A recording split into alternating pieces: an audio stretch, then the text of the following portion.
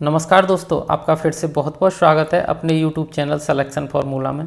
साथियों, आज हमारा ये हिस्ट्री का 6वां वीडियो है जिसमें हम एग्ज़ाम के पॉइंट ऑफ व्यू से महाजनपद काल को कवर करेंगे। और इससे पहले भी हम आपके लिए चैनल पर 5 वीडियो प्रोवाइड करा चुके हैं हिस्ट्री की, जो आपके एग्ज़ाम के लिए बहुत इम्पोर्टेंट हैं। आप चैनल पर जाके उन वीडियो को देख सकते हैं। तो देर न करते हुए अपना वीडियो शुरू करते हैं और सबसे पहले समझते हैं कि महाजनपद का मतलब क्या है। जो ऋग वैदिक काल था उसमें जो मुख्य इकाई होती थी हमारी, वो जन होती थी। उत्तर वैदिक काल के अंत तक आते आते जो जन थे उनको जनपद कहा जाने लगा था। अब आपको पता ही है 1000 ईसा पूर्व के आसपास लोहे की खोज हो गई थी और लोहे की खोज के बाद 2 क्षेत्रों में क्रांति आ गई थी। एक था कृषि और दूसरा था युद्ध का क्षेत्र। ठीक है, इनमें क्या परिवर्तन आया था देखते हैं। तो सबसे पहले देखते हैं कृषि को साथी। जब हमारे पास लोहे की खोज नहीं हुई थी तो खेतों में काम करने के लिए, चाहे वो कैसा भी काम हो, खुदाई का, बुवाई का, कुछ भी, तो हमारे पास लकड़ी होती थी, पत्थर होते थे और हाथ होते थे। उनसे कृषि को इतना आराम से नहीं किया जा सकता था। लेकिन लोहे की खोज के बाद मनुष्य ने क्या बना लिया था, खुरपी, कुदाल, फावड़ा जैसे कुछ कृषि के यंत्र बना लिए थे। और इनसे कृषि तुलनात्मक रूप से आज के जैसी तो नहीं, लेकिन वैदिक काल से बहुत आसान हो गई थी। जब ये यंत्र आ गए तो कृषि करना थोड़ा आसान हो गया था, तो व्यक्ति आराम से क्या कर पाता था, कृषि कर पाता था। जब कृषि अच्छे से कर पा रहा था तो उसकी उपज भी बढ़ गई। उपज बढ़ गई तो जो उसका प्रोडक्शन था वो सरप्लस होने लगा, अधिक होने लगा। अब उसके पास अनाज इकट्ठा रहता था। जब सरप्लस प्रोडक्शन होने लगा तो जो शासक था, राजा होता था, उसके पास भी जो टैक्स वगैरह था, प्रोडक्शन था, उसका भी ज़्यादा होने लगा और राजा भी थोड़ा सा सुधार में आने लगा, अच्छी स्थिति में होने लगा। जब ये सब हुआ तो मंडियाँ स्थापित की गई सरप्लस प्रोडक्शन को सेल करने के लिए, बेचने के लिए। जब मंडियाँ स्थापित हुई तो ऐसे ही बहुत सारे क्षेत्रों में विकास हुआ और धीरे धीरे नगरीकरण शुरू हो गया, वहाँ शहरीकरण शुरू हो गया। तो ये जो महाजनपद है साथियों, ये क्या था, ये दूसरी नगरीय क्रांति थी। पहली नगरीय क्रांति कब थी, वो IVC, इंडस वैली सिविलाइजेशन या सिंधु घाटी सभ्यता के टाइम, वो हमारी पहली नगरीय सभ्यता थी। और दूसरी महाजनपद काल। ठीक है, अब क्या होता है कि इस महाजनपद काल में एक तो कृषि ये बहुत अच्छे से होना शुरू हो जाती है। दूसरा साथियों, युद्ध में क्या होता है, पहले व्यक्ति हाथ से लड़ता था, लाठी डंडे से लड़ता था। तो जो युद्ध होते थे वो निर्णायक नहीं हो पाते थे। लेकिन जब महाजनपद काल की बात कर रहे हैं, उस समय लोहे का हथियार, वेपन्स बनाए जाने लगे, तो उनसे क्या होता था, युद्ध की स्थिति निर्णायक हो जाती थी। जब युद्ध की स्थिति निर्णायक होती थी तो राज्य थे, एक जनपद दूसरे जनपद पर अटैक करता था, जीतता था, यानी कि यहाँ से साम्राज्यवाद पनप गया। और धीरे धीरे क्या हुआ, अपने जनपद को लोग बढ़ाने लग गए, अपनी इकाई को बड़ा करने लग गए और यहीं से साम्राज्यवाद फैलने लग गया। तो यही होता है कि धीरे धीरे जो वैदिक काल का जनपद था या जन था, धीरे धीरे जन से जनपद और जनपद से लास्ट में कहाँ तक पहुँच जाते हैं, महाजनपद तक पहुँच जाते हैं। ठीक है साथियों, कब तक, ये इसका जो टाइम पीरियड है वो है 600 से 322 ईसा पूर्व। यहाँ आते आते 600 ईसा पूर्व आते आते हम कहाँ पहुँच जाते हैं, जन से लेके महाजनपद तक। तो आपको पता लग गया कि महाजनपद कैसे बने। अब देखते हैं कि जो महाजनपद थे वो कितने थे। तो साथियों, उस समय भारत के अंदर, इंडिया के अंदर कई सारे जनपद थे, लेकिन उनमें से जो 16 जनपद थे वो बड़े थे और विकसित थे। और इन्हीं जनपदों को क्या कहा गया है, महाजनपद कहा गया है। और सबसे पहले जानते हैं कि जो महाजनपद काल है ये कब है, तो ये 600 से 322 ईसा पूर्व तक रहा है। और ये क्या था, ये दूसरी नगरीय क्रांति थी। और इसका प्रमुख कारण क्या था इस क्रांति का, तो लोहे की खोज। ठीक है साथियों, 6ठी शताब्दी के आसपास पूर्वी उत्तर प्रदेश और पश्चिमी बिहार, यानी कि उत्तर प्रदेश और बिहार के बॉर्डर की बात है साथियों, वहाँ पर लोहे के व्यापक प्रयोग के कारण अतिरिक्त उपज होने लगी, आर्थिक परिवर्तन हुए, जिसके कारण व्यापार और वाणिज्य को बल मिल गया। लोहे के हथियारों के उपयोग से जो क्षत्रिय वर्ग था उसकी शक्ति बहुत ज़्यादा बढ़ गई। और इस सब का परिणाम यह था कि जो वैदिक काल के जनपद थे वो किस में परिवर्तित हो गए, महाजनपदों में। ठीक है साथियों, आगे बढ़ते हैं और अब देखते हैं कि जो वैदिक काल में पहले कबीला सबसे छोटी इकाई होती थी और उससे बड़ी ग्राम, फिर जन, धीरे धीरे जनपद, और अब हम कहाँ तक पहुँच गए, महाजनपद तक पहुँच गए। अब हम महाजनपद के बारे में पढ़ेंगे। ठीक है, तो महाजनपद के बारे में जो एग्जाम में क्वेश्चन है साथियों वो इस टाइप के आते हैं कि महाजनपद का नाम पूछ लिया जाता है, उससे संबंधित क्षेत्र पूछ लिया जाता है और उससे संबंधित राजधानी या उनकी कैपिटल पूछ ली जाती है कि कौन से महाजनपद की कौन सी राजधानी थी। इस टाइप के नॉर्मल से क्वेश्चन आते हैं, फिर भी हम महाजनपद को एक अच्छे तरीके से पढ़ते हैं। चलिए, तो हम सबसे पहले जानेंगे कि जो महाजनपद काल है उसकी हमें जानकारी कहाँ से मिली। तो साथियों उसकी जानकारी हमें साहित्यिक स्रोतों से मिलती है। कौन से साहित्यिक स्रोतों से, तो बौद्ध साहित्य से और जैन साहित्य से हमें इसकी जानकारी मिलती है। बौद्ध साहित्य में अंगुत्तर निकाय और खुद्दक निकाय से हमें इसकी जानकारी मिलती है और भगवती सूत्र से इसकी जानकारी मिलती है महाजनपद काल की। जो जैन धर्म का साहित्य है, जैन साहित्य और बौद्ध साहित्य साथियों, इन दोनों से महाजनपद काल के बारे में जो जानकारी मिलती है वो सेम मिलती है लगभग, यानी कि क्षेत्र और उनकी विशेषताएं तो सेम है, लेकिन उनके जो नाम है महाजनपदों के वो थोड़े भिन्न मिलते हैं। लेकिन जब इतिहासकारों ने अंदर जाके अच्छे से देखा, रिसर्च की, तो उनके जो क्षेत्र विशेष थे, उनकी विशेषताएं थीं, वो लगभग एक जैसी थीं, जिससे हमें पता चलता है कि हाँ, दोनों ही साहित्यों से ये क्लियर होता है कि हमारे उस समय 16 महाजनपद एग्जिस्ट करते थे, विद्यमान थे। ठीक है साथियों, अब सबसे पहले जानते हैं इन 16 महाजनपदों को मैप पर देख लेते हैं कि उनकी लोकेशन क्या थी। तो साथियों, एक महाजनपद हमारा कंबोज, ये था पाकिस्तान और अफगानिस्तान इसकी सीमा पर, हिंदू कुश पर्वत के पास। दूसरा गांधार। ठीक है, ये जो दोनों महाजनपद आपने देखे हैं, ये दोनों महाजनपद कहाँ हैं, ये दोनों भारत के बाहर हैं। तो भारत के बाहर कौन से महाजनपद हैं, आपको परीक्षा में पूछा जा सकता है। कुरु, कुरु के बाद पांचाल, पांचाल के बाद कौशल, और कौशल के बाद मल्ल, वज्जी, ये सब हमारे महाजनपद हैं। इधर अंग, पूर्व में बिल्कुल मगध, ये साथियों जो मगध है आप इसे अच्छे से देख लें, ये सबसे शक्तिशाली महाजनपद है, सबसे फेमस महाजनपद है। आगे हम यही पढ़ेंगे कि मगध का उत्थान कैसे होता है।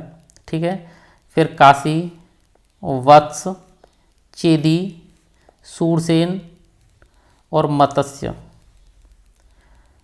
अवंती और अस्मक, ये हमारे 16 क्या हैं साथियों, महाजनपद हैं।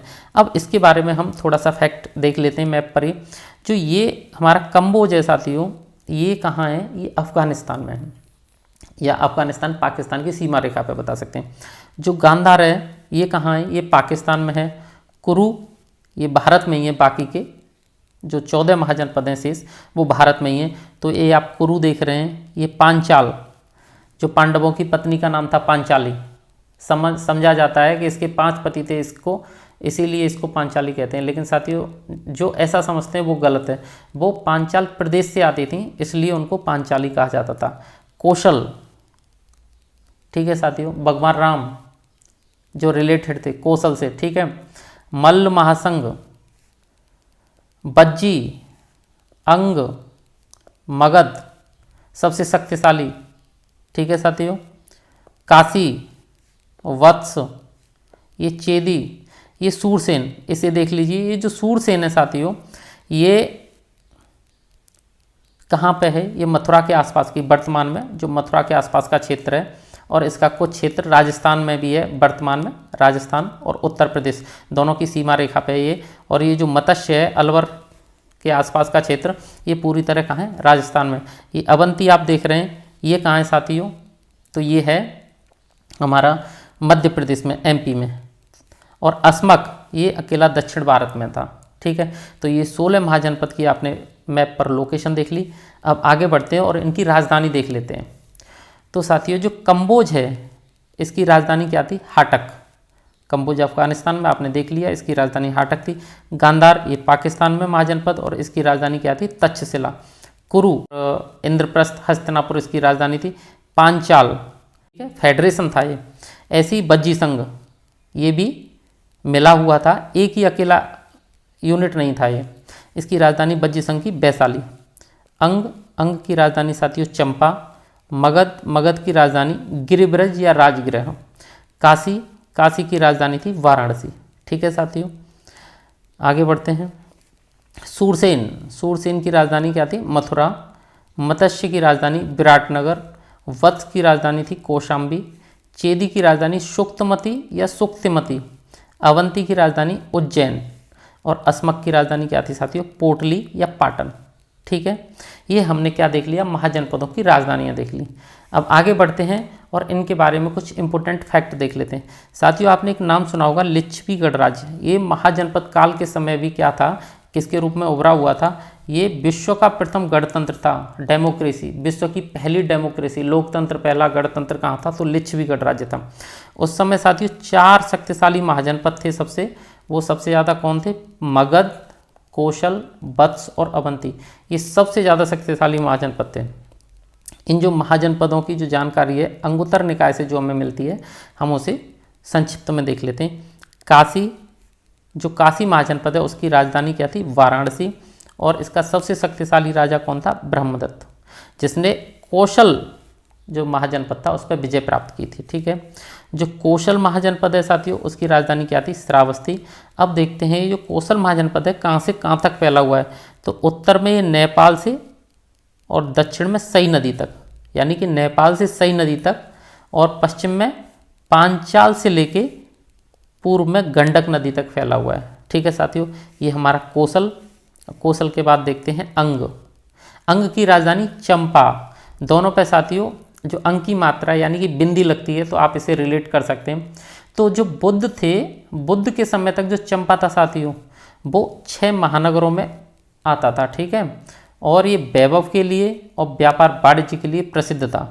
जो चंपा नगरी थी ये अपने वैभव के लिए और व्यापार वाणिज्य के लिए प्रसिद्ध थी। ठीक है, मगध की बात करें तो आगे हम मगध का उत्थान देखेंगे। ठीक है, तो मगध का जो प्राचीन राजधानी थी साथियों वो राजगृह या गिरिब्रज थी, लेकिन कालांतर में वो क्या बन गई? वो पाटलिपुत्र बन गई। ठीक है, यह उत्तर भारत का सबसे शक्तिशाली महाजनपद था। अब बात कर रहे हैं बज्जी।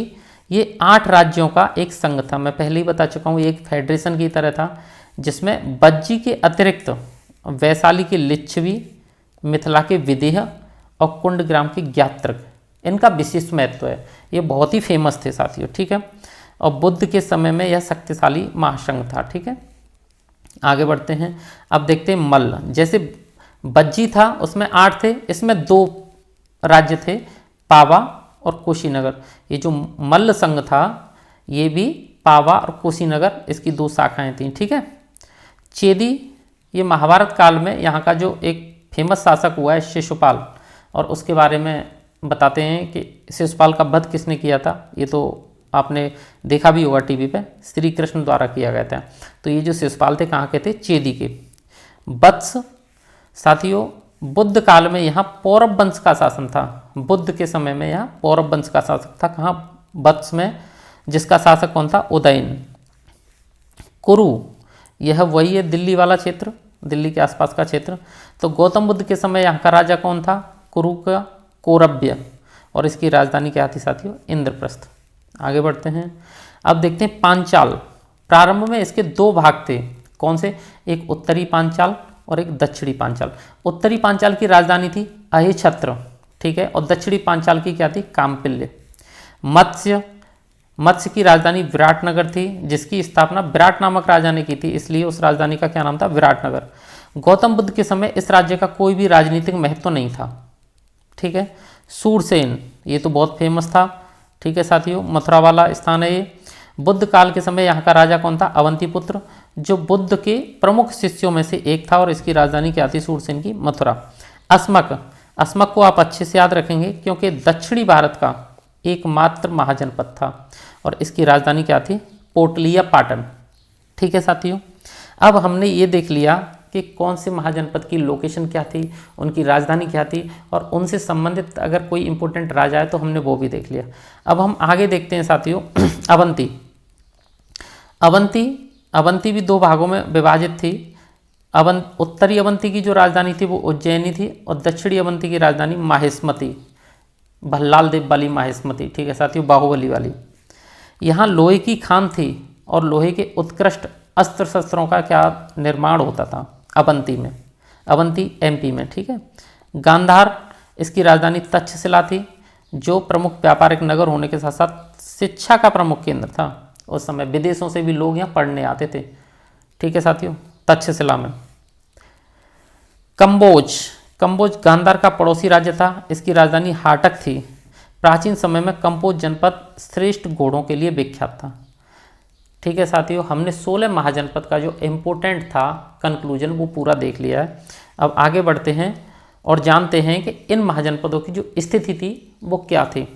तो उत्तर प्रदेश के अंदर वर्तमान में, मतलब जो उस समय महाजनपद थे, आज अगर हम देखते हैं तो उत्तर प्रदेश के अंदर 8 महाजनपद आते हैं, बिहार के अंदर 3 महाजनपद आते हैं, राजस्थान के अंदर पूरी तरह से 1 महाजनपद आता है मत्स्य, मध्य प्रदेश के अंदर 1 महाजनपद आता है अवंती, दक्षिण भारत के अंदर भी 1 महाजनपद आता है असमक, और भारत के बाहर 2 आते हैं गांधार और कंबोज। अब इन सबको देख लिया आपने, यहाँ पे कौन सा था, राजस्थान में मत्स्य, यहाँ पे अवंती, दक्षिण भारत में असमक, और भारत के बाहर कंबोज और गांधार। इनको छोड़ के 3 आते हैं बिहार में और 8 आते हैं सबसे ज़्यादा उत्तर प्रदेश में, ठीक है साथियों। अब हम एग्जाम के पॉइंट ऑफ व्यू से महाजनपद काल से रिलेटेड सब कुछ पढ़ चुके, आगे बढ़ते हैं। आइए, छत्रपुर या काम्पिल्य क्या थी इसकी राजधानी, कोसल, ये साथियों कौशल नहीं कोसल है, और इसकी राजधानी थी श्रावस्ती। मल्ल, मल्ल की राजधानी क्या थी, कुशीनगर। अब साथियों जिस समय बुद्ध के समय की बात कर रहे हैं, जिस समय 16 महाजनपद अपने चरम पर थे, 16 महाजनपदों के जो चर्चा है, उस समय कुछ गणतंत्र भी थे, कुछ डेमोक्रेसी भी थी जो फल फूल रही थी अच्छे से। तो बुद्ध काल में 16 महाजनपदों के अलावा गंगा घाटी में कई गणतंत्र के अस्तित्व के साक्ष्य भी मिलते हैं, ठीक है। उस समय जो प्रमुख गणतंत्र थे वो 10 थे, जो कौन कौन से, बस आप इनके नाम याद रखें, अगर एक बार कभी कोई एग्जाम में क्वेश्चन आ जाते तो आपको शायद थोड़ा सा रिलेट हो जाएगा। एक कपिलवस्तु के शाक्य, यहाँ गणतंत्र था। सुमसुमारा के भग्ग, अलकप के बुली, केशपुत्र के कलाम, रामग्राम के मल्ल, कुशीनारा के मल्ल, पावा के मल्ल, पिप्पलिवन के मौर्य, ठीक है, वैशाली के लिच्छवी और मिथिला के विदेह। ये जो 10 राज्य थे ये कैसे थे, गणतंत्र वाले थे, ठीक। हाँ तो साथियों अब देखते हैं मगध साम्राज्य का उत्कर्ष या उत्थान, ठीक है साथियों, कि मगध साम्राज्य का उत्थान कैसे हुआ। तो इसके भी कुछ कारण हैं, कुछ कारण रहे होंगे कि मगध साम्राज्य उठता चला गया और बाकी के जो महाजनपद थे वो दबते चले गए, और धीरे धीरे करके ऐसा हुआ कि मगध महाजनपद ने बाकी के शेष महाजनपदों पर कब्जा कर लिया। और एक समय ऐसा हुआ था कि भारत के अधिकांश भाग पर मगध साम्राज्य की पताका फहर रही थी, ठीक है। तो इसे जान लेते हैं। मगध भारत के प्राचीन जो 16 महाजनपदों में से क्या था, एक था, और ये सबसे कैसा था, शक्तिशाली और समृद्ध महाजनपद था, ठीक है। इसकी स्थिति कहाँ है, अगर देखें तो दक्षिणी बिहार के क्षेत्र हैं, तो वो जगह कहाँ है, पटना और गया जिले में है। इसकी जो राजधानी थी पहले कौन सी थी, गिरिब्रज थी, और बाद में राजगृह बनी। राजगृह क्या थी साथियों, 5 पहाड़ियों से घिरी हुई थी। भगवान बुद्ध से पूर्व बृहद्रथ और जरासंध यहाँ के प्रतिष्ठित और शक्तिशाली राजा समझे जाते हैं, माना जाता है उनको, ठीक है। बृहद्रथ और जरासंध आप इतना याद रखें। अब देखते हैं कि मगध की ऐसी क्या भौगोलिक स्थिति थी कि मगध राज्य उत्कर्ष की ओर हुआ।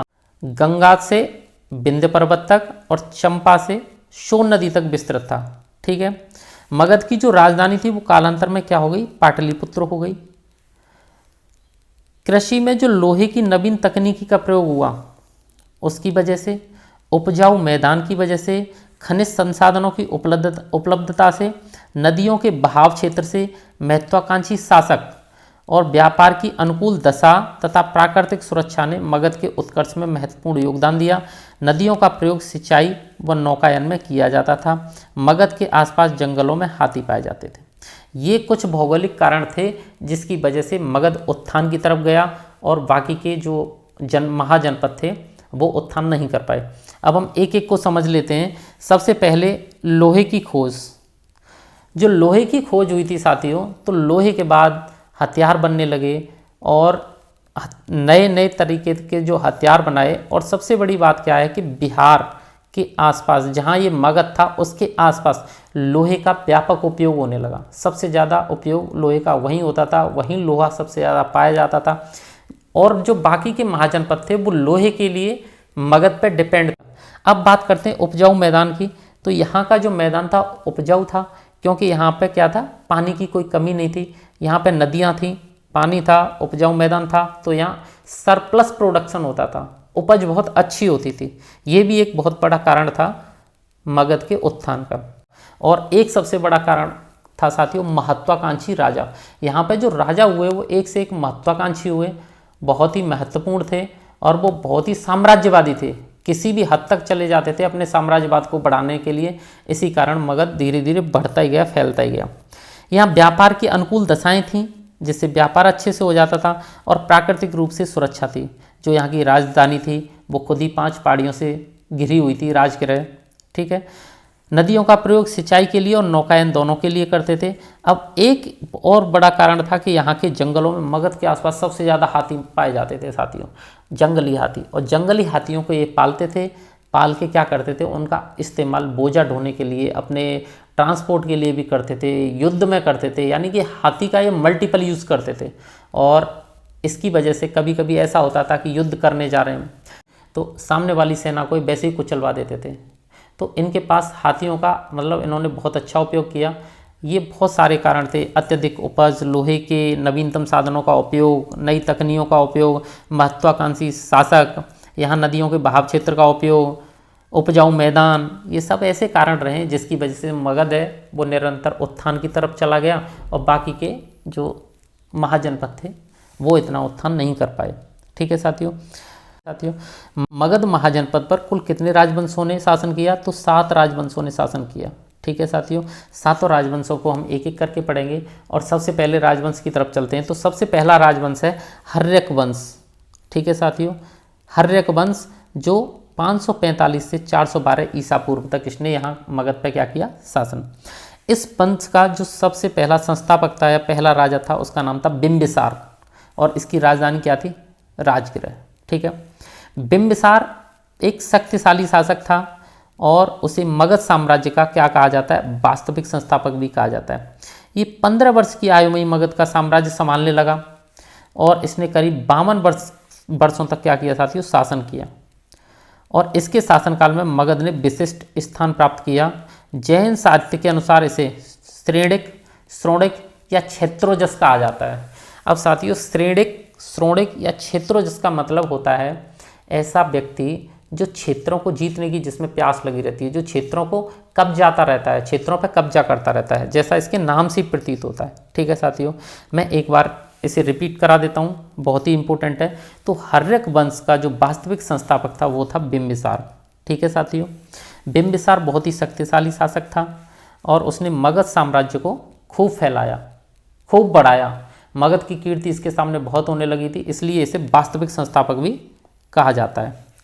ये 15 साल की उम्र में शासन संभालने लगा और 52 वर्ष तक इसने क्या किया? शासन किया। जैन साहित्य के अनुसार इसे श्रेणिक, श्रोणिक या क्षेत्रोजस कहा जाता है क्योंकि इसने बहुत सारे क्षेत्रों पर कब्जा किया और मगध के साम्राज्य को बहुत फैलाया। दरअसल साथियों इसकी एक यूनिक पॉलिसी थी साम्राज्यवाद की, साम्राज्य फैलाने की, कि ये सोचता था जिससे लड़ नहीं सकता, लड़ने में पैसा खर्च ना किया जाए, कुछ ना किया जाए, तो इसने सबसे ज़्यादा पॉलिसी वैवाहिक संबंध बनाने की जो पॉलिसी थी इसकी बहुत ही सक्सेस हुई। और बताया जाता है कि इसने एक के बाद एक शादी की और करीब करीब इसने 550 शादियाँ की।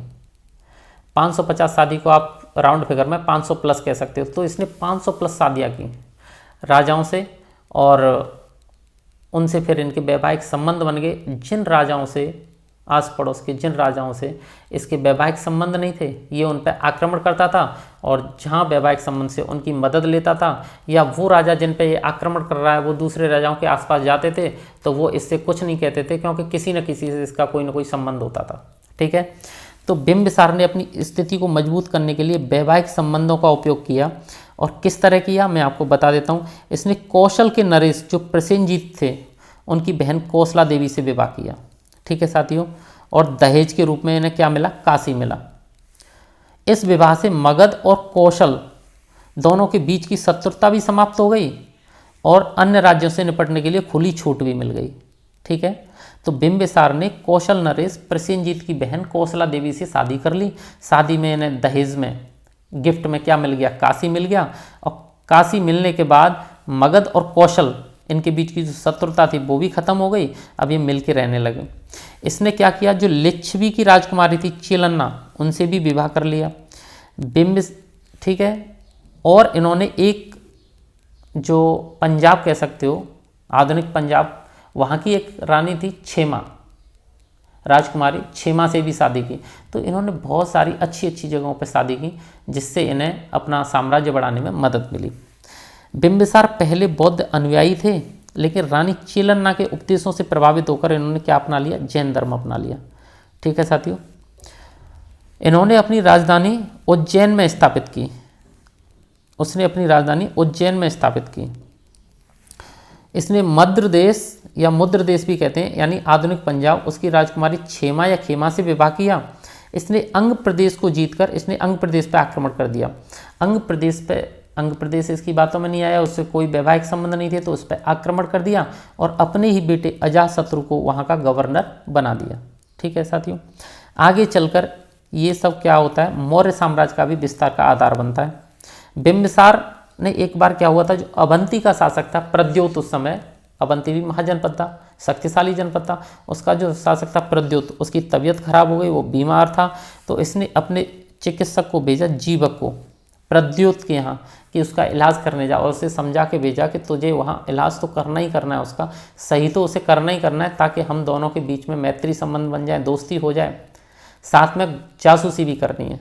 तो प्रद्योत के यहाँ जाकर जीवक ने उसका इलाज किया प्रद्योत का, और वहाँ जासूसी भी की। ठीक है, जीवक की जो शिक्षा है, इसके बारे में आप जरूर एक बार क्वेश्चन पूछा गया एग्जाम में, कहाँ से हुई थी, तो ये तक्षशिला से इसने शिक्षा ली थी। ठीक है साथियों, अब आगे चल के कुछ ऐसा होता है कि अजातशत्रु देखता है कि मेरे पिता बहुत समय हो गए और ये राजा का पद छोड़ने ही नहीं वाले हैं। तो अजातशत्रु के मन में पता नहीं क्या ही पैदा हुआ, उसने 492 ईसा पूर्व में मगध की गद्दी पर बैठ गया अपने पिता की हत्या करके, और अजातशत्रु ने अपने पिता बिंबिसार का वध कर दिया, हत्या कर दी। ठीक है साथियों, अब यहाँ आके क्या होता है, बिंबिसार का चैप्टर क्लोज हो जाता है। तो बिंबिसार के बारे में आपको 5-6 फैक्ट तो इम्पोर्टेंट याद रखने हैं कि बिंबिसार बहुत ही साम्राज्यवादी शासक था। उसने अपने साम्राज्यवाद को बढ़ाने के लिए एक पॉलिसी जो अपनाई, यूनिक पॉलिसी थी बहुत, वैवाहिक संबंध। उसने वैवाहिक संबंध स्थापित करके आस पड़ोस के राज्यों से अपने राज्य का क्या किया, साम्राज्यवाद किया, उसको अपने राज्य को अब अंग प्रदेश पे आक्रमण कर दिया और उसे जीतकर अपने बेटे अजातशत्रु को वहाँ का क्या बना दिया, गवर्नर। अवंती के लिए इसने अपने एक चिकित्सक जीवक को अवंती से अच्छे मैत्री संबंध स्थापित कर लिए। जो जीवक थी उसकी शिक्षा कहाँ हुई साथियों, तक्षशिला में हुई। बिंबिसार था, ये हर्यक वंश का वास्तविक संस्थापक था। ठीक है, यहाँ बिंबिसार का जो चैप्टर है वो क्लोज हो जाता है। आगे बढ़ते हैं और अब पढ़ते हैं अजातशत्रु को। तो अजातशत्रु था, ये 492 ईसा पूर्व में अपने पिता की हत्या करके गद्दी पर बैठता है और कब तक रहता है, 460 ईसा पूर्व तक। अजातशत्रु कुड़िक नाम से भी प्रसिद्ध था, इसका दूसरा नाम क्या था, कुड़िक। अब अजातशत्रु क्या करता है, जब अपने पिता की हत्या कर देता है तो जो उसकी माँ का भाई था, यानी कि इसका मामा प्रसेनजीत, जो कौशल नरेश था, वो कहता है भाई जो काशी दी थी मैंने वो तेरे लिए नहीं दी थी, वो बिंबिसार के लिए दी थी, और तूने तो उसकी हत्या कर दी, इसलिए काशी मुझे वापस चाहिए, मैं काशी को क्लेम करता हूँ। काशी को वो मांगता है, ये देना नहीं चाहता है। धीरे धीरे इनके बीच में भी लड़ाई बढ़ जाती है, लेकिन कुछ बिचौलिए टाइप के कुछ विद्वान लोग आते हैं और इनको मतलब समझाते हैं दोनों को कि भाई लड़ने में फ़ायदा नहीं है, रिश्तेदार हो आप। लेकिन प्रसेनजीत मानता नहीं है। फिर भी विद्वान व्यक्ति इन्हें एक सलाह देते हैं कि तुम अपनी बेटी वजीरा के लिए या बाजरा के लिए एक लड़का ढूंढ रहे हो और अजातशत्रु एक अच्छा योग्य बालक है, तो इससे बढ़िया रिश्ता क्या मिलेगा। तो प्रसेनजीत की ये बात समझ में आ जाती है और रिश्तेदारी आगे बढ़ जाती है। प्रसेनजीत अपनी बेटी वजीरा का विवाह किससे कर देता है, अजातशत्रु से, और काशी उसी के पास रहने देता है। ठीक है, तो अजातशत्रु कौशल नरेश प्रसेनजीत से युद्ध हुआ था, प्रसेनजीत की पराजय हुई, लेकिन बाद में दोनों के बीच भी समझौता हो गया। प्रसेनजीत ने अपनी पुत्री वाजिरा का विवाह किससे कर दिया, अजातशत्रु ने कर दिया। अजातशत्रु जैन धर्म को मानता था, लेकिन क्या हुआ, आगे चल के ये बज्जी संघ पे भी अधिकार करना चाहता था। जो अजातशत्रु था आगे चलकर बज्जी संघ पे अधिकार करना चाहता था। इसे पता था जो बज्जी संघ है उसमें क्या होता था, वो एक गणराज्य था, वहाँ एक ही कुल से कोई ना कोई राजा होता था जो विद्वान होता था, सोच समझ के वो बनाते थे। तो ये वहाँ फूट डालने का कार्य कर रहा था, लेकिन इसे पता चला अचानक कि बज्जी संघ में कोई एक व्यक्ति नियुक्त हो गया है, अब उसे ही राजा बनाएंगे, तो इसे बड़ा दुख हुआ। फिर इसने अपने एक मंत्री वस्कार, जो लड़ाने बिड़ाने में माहिर था, उसे कहाँ भेजा, बज्जी संघ में भेजा फूट डालने के लिए। और वस्कार ने वहाँ जाके ये काम बड़े अच्छे से किया। वस्कार वहाँ गया तो एक बड़े महाजनपद का मतलब मंत्री था, इसका बड़ा स्वागत हुआ। तो वहाँ के जो मंत्री थे, जो मेन लोग थे, इसे खाने पर बुलाते थे और खाने पर जाके ये सबसे यही बात कहता था कि भाई आप तो बड़े योग्य व्यक्ति हैं, इस राज्य के तो आप ही वारिस होने चाहिए, अगले राजा आप ही होने चाहिए। मैं और मेरे महाराज और हमारे पूरे राज्य में तो यही चर्चा है कि आप सबसे योग्य हैं। ये जिसके भी यहाँ जाता था तो यही बात होता था। और धीरे धीरे इसने वहाँ पे फूट डाल दी। जब फूट डाल दी इसने तो बज्जी संघ धीरे धीरे कमज़ोर हो गया और लास्ट में अजातशत्रु ने बज्जी संघ पे क्या कर लिया, आक्रमण कर दिया। और इस आक्रमण से बज्जी संघों को इसने जीत भी लिया। और इसमें इसने 2 बड़े हथियारों का प्रयोग किया युद्ध में, एक रथमूसल और एक महाशिला कंटक। रथमूसल मतलब भल्लाल देव जैसा रथ, जो आपने मूवी में देखा होगा बाहुबली में, जिस पर चारों तरफ चक्र लगे रहते हैं, तमाम तलवारें लगी रहती हैं, ऐसा कुछ होता है, उसे रथमूसल। और महाशिला कंटक मतलब ऐसा कोई बड़ा पत्थर जो मतलब बड़ी बड़ी दीवारों को भी तोड़ सके, महाशिला, ठीक है, महाशिला कंटक का प्रयोग किया। अजातशत्रु ने क्या किया, प्रथम बौद्ध संगति भी करवाई। और इसका जो पुत्र था उदयन, जो अगला राजा बनेगा, उसने अजातशत्रु की हत्या कर दी। और इस वंश में कई पुत्र ने अपने पिता की हत्या की, इसलिए इस वंश का दूसरा नाम क्या है, पितृहंता वंश। ठीक है साथियों, अब यहाँ पे अजातशत्रु का चैप्टर क्लोज हो जाता है, लेकिन थोड़ा सा एक बार जल्दी से रिपीट कर लेते हैं अजातशत्रु को। तो अजातशत्रु का जो दूसरा नाम क्या था, कुडिक था। इसने कौशल नरेश प्रसेनजीत से क्या किया, युद्ध किया, लेकिन बाद में वैवाहिक संबंध बना लिए और उसकी बेटी प्रसेनजीत की बेटी वजिरा से क्या कर ली, शादी कर ली। और काशी इसी के पास रही, काशी को लेकर युद्ध हो रहा था। ठीक है, ये जैन अनुयायी था और इसने अपने मंत्री वस्कार को कहाँ भेजा, बज्जी संघ में फूट डालने। वो ये काम सही से कर पाया। अजातशत्रु ने फिर बज्जी संघ पर आक्रमण करके उसे जीत लिया और युद्ध में इसने रथमूसल और महाशिला कंटक, 2 नवीन तकनीकें, उस समय के नवीन तकनीकें वेपन्स का क्या किया, यूज किया। और अजातशत्रु ने प्रथम बौद्ध संगीति का आयोजन करवाया। इसके ही पुत्र उदयन ने इसकी हत्या कर दी। ठीक है साथियों, अब उदयन को देख लेते हैं। अगला है हमारा उदयन। ये 460 से 444 ईसा पूर्व तक इसका शासन रहा। पुराणों व जैन धर्म ग्रंथों के अनुसार जो उदयन था, इसने गंगा तथा सोन नदी के संगम पर साथियों एक शहर बसाया और उस शहर का नाम है पाटलिपुत्र, दूसरा नाम है कुसुमपुरा। ठीक है, आप पाटलिपुत्र याद रखेंगे, एग्जाम में यही आता है। तो जो उदयन था उसने एक शहर बसाया जिसका नाम था, क्या था, पाटलिपुत्र। और बाद में इसी शहर को क्या बनाया, अपनी राजधानी बनाया। ठीक है साथियों, वह जैन मत का क्या था, अनुयायी था। और ये हर्यक वंश का अंतिम राजा उदयन का पुत्र था, कौन, नागदशक।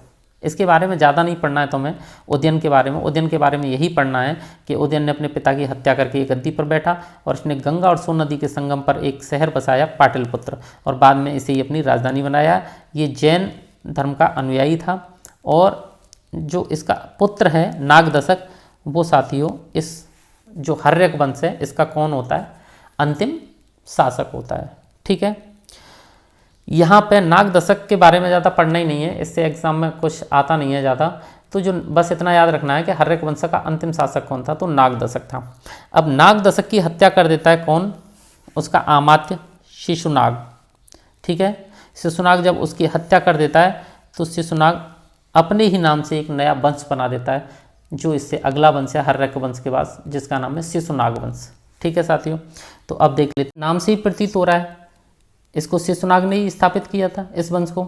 और इसका समय रहा है 412 से 344 ईसा पूर्व तक। ठीक है, इस वंश का संस्थापक शिशुनाग को माना जाता है और इसी के नाम पर इसका नाम क्या पड़ा, शिशुनाग वंश।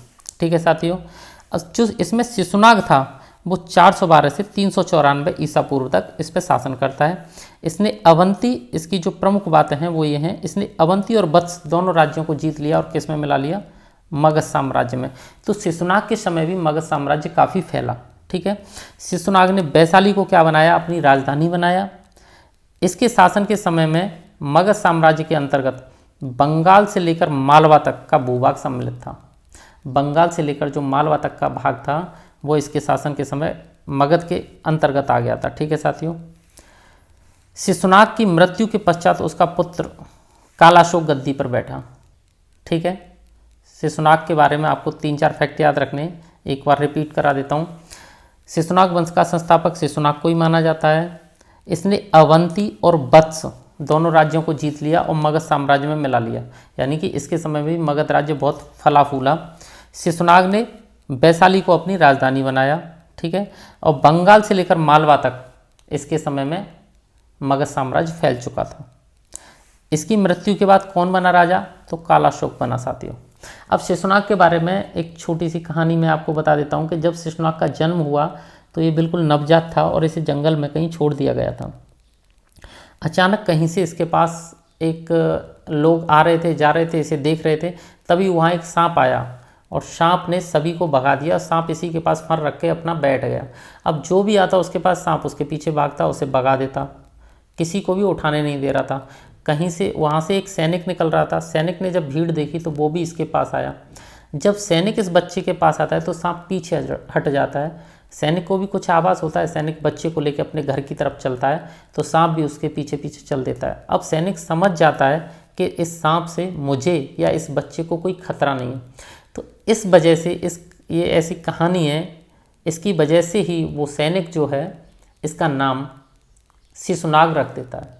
ठीक है, बाद में जब ये बच्चा बहुत ही प्रभावशाली होता है, प्रभुत्वशाली होता है और बड़ा हो जाता है तो कई लोग क्लेम करते हैं कि हमारा बेटा है, हमारा बेटा है, लेकिन शिशुनाग इस बात को मानते नहीं हैं और वो कहते हैं कि जिस सैनिक ने मुझे पाला मेरे माई बाप मतलब वही है। और आगे चल के ये काफ़ी प्रतापी व्यक्ति बनता है, राजा बनता है और मगध का साम्राज्य को काफ़ी बढ़ाता है। ठीक है साथियों, और इसकी मृत्यु के बाद इसका बेटा कालाशोक राजा बनता है, गद्दी पर बैठता है। अब कालाशोक के बारे में भी एक कहानी है, मैं थोड़ी सी है बता देता हूँ। जो कालाशोक है साथियों वो 394 से 366 ईसा पूर्व तक शासन करता है।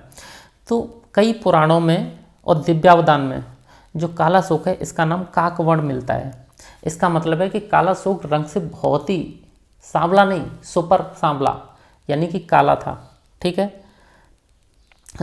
इसके बारे में एक चर्चा है कि बच्चे जब इसे चिढ़ाते थे तो कालाशोक एक दिन अपने पिता के पास आता है और बोलता है कि ऐसे ऐसे बच्चे मुझे चिढ़ाते हैं। वैसे तो उनकी हिम्मत नहीं है क्योंकि मैं राजा का बेटा हूँ, लेकिन जब हमारे बीच में ये समझौता हो जाता है कि भाई अब तुम कुछ भी मन की बात कह सकते हो, मैं इस टाइम में बुरा नहीं मानूंगा, तब ये बच्चे मुझे चिढ़ाते हैं कि तू काला है, तू कालू है, कलुआ है, ऐसे करके। तो फिर कालाशोक उसी दिन से एक फैसला करते हैं कि आज से तेरा नाम ही हम कालाशोक करेंगे। ठीक है, ताकि तुझे आगे से कोई चिढ़ा ना सके। फिर उसी दिन से चर्चा में आता है इसका नाम कालाशोक, जबकि पुराणों में इसका नाम काकवर्ण भी है, यानी कि कोए जैसा रंग। ठीक है साथियों, तो कालाशोक ने दूसरी बौद्ध संगति करवाई। इसने पाटलिपुत्र को पुनः अपनी राजधानी बनाया। ठीक है, और इसने 28 वर्षों तक क्या किया, शासन किया। तो साथियों एक जानकारी मिलती है बाणभट्ट के हर्षचरित से। क्या जानकारी मिलती है कि काकवर्ण या कालाशोक कुछ भी कह लो, अपनी राजधानी पाटलिपुत्र में एक बार घूम रहा होता है और महापद्मनंद नाम का जो व्यक्ति है वो इसे चाकू मारकर इसकी हत्या कर देता है। और यहाँ पे क्या होता है, कालाशोक का चैप्टर क्लोज हो जाता है।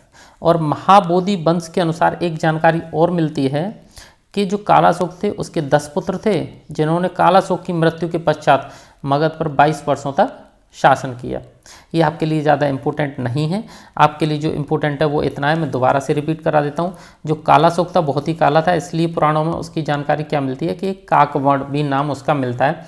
इसने दूसरी बौद्ध संगति करवाई और इसने पुनः पाटलिपुत्र को क्या बना दिया, अपनी राजधानी बना दिया। इसने 28 वर्षों तक शासन किया। और बाणभट्ट का जो हर्षचरित है साथियों, हमें इससे जानकारी मिलती है कि ये अपनी राजधानी में घूम रहा था कालाशोक और महापद्मनंद ने इसकी क्या कर दी, चाकू मारकर हत्या कर दी। ठीक है, जब इसकी हत्या हो गई महापद्मनंद ने की है तो अब अगला राजा कौन बनेगा, उसने राजा बनने के लिए तो की है, महापद्मनंद बनेगा और आगे से ये वंश भी यहीं ख़त्म हो जाएगा। और अगला वंश शुरू हो जाता है नंद वंश।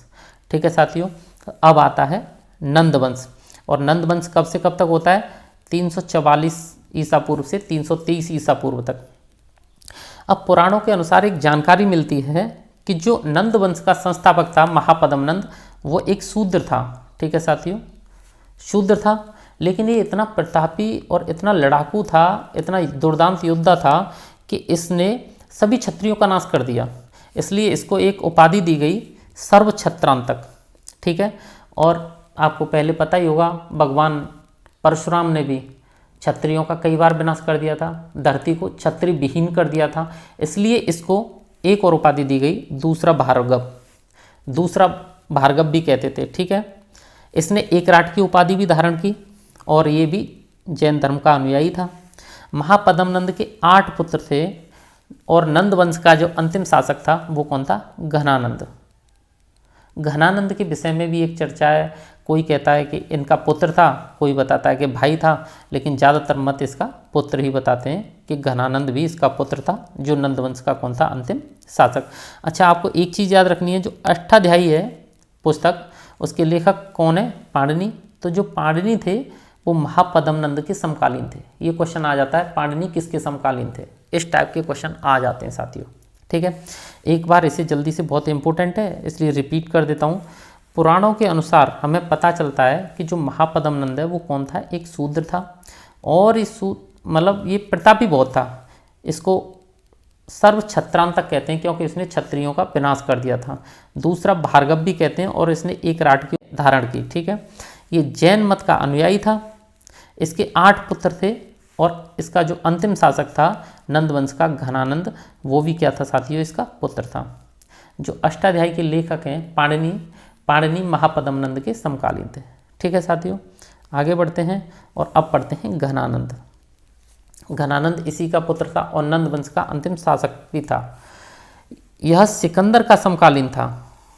जब सिकंदर आया था ना, उसके समकालीन था कौन? घनानंद। इसके समय में 326 ईसा पूर्व सिकंदर ने क्या किया था? भारत पर आक्रमण किया था। और इस घनानंद के बारे में एक कहानी है कि इसके इसके दरबार में एक बहुत ही विद्वान ब्राह्मण थे, चाणक्य। ये शुरुआत में तो उनकी बात मानता था, लेकिन बाद में धीरे धीरे ये उनकी बात की अवहेलना करने लगा और एक समय ऐसा आया कि इन्होंने चाणक्य का क्या किया? अपमान कर दिया। और उसी दिन से चाणक्य ने अपनी चोटी में एक गांठ लगाई कि ये गांठ अब तभी खुलेगी जब मैं घनानंद से बदला ले लूँगा या घनानंद को इस दुनिया से अलविदा करवा देंगे। ठीक है, तो चाणक्य कौन थे? दान विभाग के प्रमुख थे। घनानंद ने जनता पर अत्यधिक कर लागू कर दिए। घनानंद के बारे में बताया जाता है, साहित्यिक स्रोतों से जानकारी मिलती है कि जो घनानंद था ये धन को अपने पास रखना चाहता था। सारा धन, ये धन प्रिय था, धन बहुत प्रिय था, खर्च नहीं करता था बिल्कुल। और ऐसी स्थिति हो गई थी कि जो लोग मरते थे, जिनकी डेथ होती थी, तो जो लकड़ी उनको जलाने के लिए यूज़ करते थे उस पर भी इसने टैक्स लगा दिया था। तो लोग इससे बहुत खिलाफत में आ गए थे, बहुत चिढ़ते थे। चाणक्य ने इसको कई बार समझाया लेकिन ये माना नहीं और अंततः उनकी बेइज्जती करके उन्हें दरबार से बाहर भगा दिया कि आज के बाद मुझे दिखना मत। चाणक्य ने समझाया तो इसने मजाक उड़ा के उनकी बुरी तरह से उनकी बेइज्जती की। तभी चाणक्य ने सोचा कि मैं इसका अंत करके रहूँगा। ठीक है साथियों, चाणक्य ने बाद में चंद्रगुप्त मौर्य की सहायता से घनानंद की हत्या करके मौर्य वंश की नींव रखी। मौर्यों के शासन में मगध साम्राज्य चरमोत्कर्ष पर था। अपना सबसे ज़्यादा फैलाव इसी समय था, सबसे ज़्यादा बढ़ा हुआ था इस समय। ठीक है, एक बार घनानंद को रिपीट कर लेते हैं। तो जो घनानंद है साथियों, घनानंद ये कब था? सिकंदर के समकालीन था और 326 ईसा पूर्व में सिकंदर ने क्या किया? सिकंदर कौन था? ये एक बाहर का व्यक्ति था, यूनान से आया था। इसने भारत पर आक्रमण किया था। इसके बारे में अब आगे पढ़ेंगे। ठीक है, तो चाणक्य का अपमान किया था घनानंद ने। और चाणक्य कौन थे? ये दान विभाग के प्रमुख थे। घनानंद ने जनता पर अत्यधिक कर लागू कर दिए थे और चाणक्य ने चंद्रगुप्त मौर्य की सहायता से घनानंद का अंत किया था और मौर्य वंश की नींव रखी थी। ठीक है, और मौर्यों का समय ऐसा था जिस समय मगध अपने चरमोत्कर्ष पर था। ठीक है साथियों, तो साथियों अब यहाँ से आगे की जानकारी हम अपने अगले वीडियो में करेंगे। वीडियो देखने के लिए धन्यवाद। अगर आपको ये कंटेंट पसंद आता है तो चैनल को सब्सक्राइब करें, लाइक करें और शेयर करें।